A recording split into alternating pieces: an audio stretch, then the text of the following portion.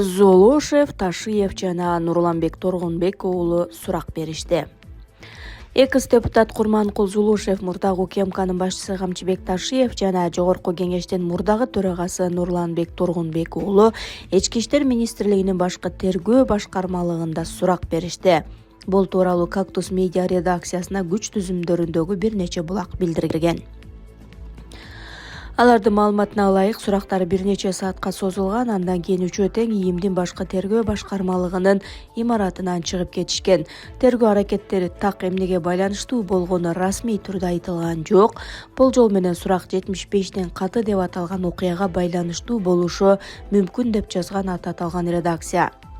Айрым маалыматтарга таянсак, жакынкы күндөрү Курманкул Зулушев жана Нурланбек Торгунбек уулу камакка алынары айтылууда.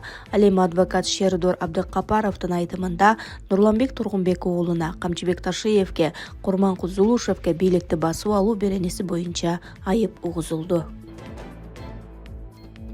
Назар Ньюс. Конституциялык соттун мурдагы судьясы Клара Сооронкулова экс башкы прокурор Курманкул Зулушевке каршы сотко кайрылууга даярданып жатканын билдирди. Бул тууралуу ал Кемпир-Абад иши боюнча айыпталгандардын укуктары бузулганын негиз катары көрсөтүп, күнөөсүздүк презумпциясы одоно түрдө тепселгенин белгиледи. Сооронкулованын айтымында Зулушев башкы прокурор кезинде Кемпир-Абадчылар делгендерге айып коюла электе Жогорку кеңеште шектүүлөрдү кылмышкер деп атаган. Тергөө бүт элек эле адамдарды коом алдында күнөөлүү катары көрсөтүүнүн өзү алдын ала жыйынтык таңылуу катары бааланат. Мындан улам ал Конституцияга таянып, моралдык жана материалдык зыян үчүн доо арыз даярдап жатканын кошумчалады. Сооронкулова бул кадамды укуктук принциптерди коргоо жана мамлекеттик кызматкерлердин жоопкерчилигин тактоо үчүн маанилүү деп эсептейт. Булак Назар Ньюс. Аргумент медиа. Жакын арада шайлоо кампаниясы башталары күтүлүп, коомдо кимдер катышары кызуу сөз болууда. Жапаров азырынча талапкер болоорун расмий билдире элек, бирок анын айланасындагы божомолдор күчөп жатат. Айрым таасирдүү саясатчылар кылмыш иштерине байланыштуу саясий жарыштан четтеп калгандан кийин туруктуу позициясын сактап келген фигураларга кызуу атты. Эгер Жапаров талапкерлигин койсо, бул коомдо чоң резонанс жаратары күтүлүүдө. Бирок негизги суроо ачык бойдон калууда. Ал расмий түрдө катышаарын жарыялайбы же бул талкуулар божомол бойдон калабы? Бермет Беримкулова. Ишенич артып колдоп чыктым. Эмнеге? Жооп катары. Илгери Курулай доомат күч алган эски заманда коррупция гүлдөгөн учурдагы болгон окуяны тартуулайм. Окуп коюңуздар. Бийликке манчыркап, бейгүнөө адамдарды каралап өзүнүн креслосун гана ойлогон чиновник, сот, прокурор, депутат, министрлер болгон. Райондун бир бакыйган эле прокурору бир карапайым кишини каматканга бел байлап, мыйзамсыз иш козгоп, ага карата каралоо кампаниясын уюштурган, өзүнө караштуу кишилерди күбө кылып.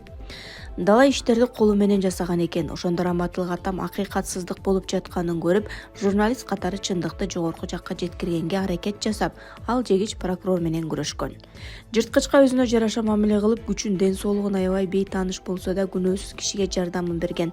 Ошол учурда прокурор биздин органда иштеген тууганыбыздан атама салам жолдогон эсимде.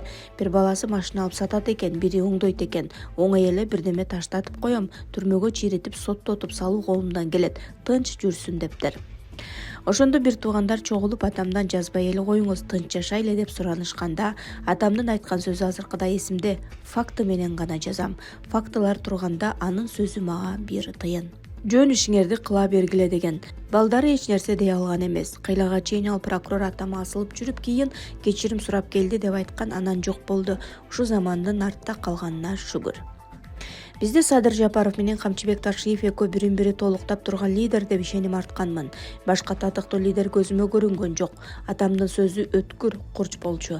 Артынан бир былык иш таппай жегичтердин айласы куруп, кур жалак шалпый отуруп калышчу. Өзү айтмакчы басылган макалалар жоопсуз калчу эмес, фелетендорун айтып берип каткырып калчу. О кызым, мыйзамга баш ийбеген нарушениясы далилденген киши чалканга карикатурасы менен басылып чыгарылса, кызматын тапшырып кетүүгө аргасыз болчу деп айтканын эсиме бекем тутуп жүрөм. Ошо прокурорго окшогондордун жолу тазалап алышты. Өлкөдө дагы деле чечилбеген көйгөйлөр көп. Бири сол тарапты көзөмөлдөп, экинчиси оң жакты башкарып турду. Жогоруда айтылгандай коррупционерлердин жүрөгүнө кол салды. Башка эмне демек элем? Мындай күрөш 30 жылда болгон эмес. Ош шаарында мэр 1 жыл деле канча деген чечилбей келген маселелерди чечип бүтүрдү. Мурдагы мэрлер жасай албаган иштерди жасады. Себеби мурдал мэрлерди колдоо жок болчу. Аларды жогорку жактагы кишинин бир звоногу менен мэрдин айтканын жокко чыгарылчуго. Аны шаардын жашоочулары айтып бүтө албай жатышат. Аны да каралап ашыкча акча коротуп тур деп жазып жатышат. Ушундай кадрлар бизге аба суудай керек. Мага Токторбаевдей 20-30 кадр болгондо мамлекетти гүлдөтүп өнүктүрүп коймокпуз деп айткан эсибизде. Мен эки лидерди колдогом, ошо деп жазат ал.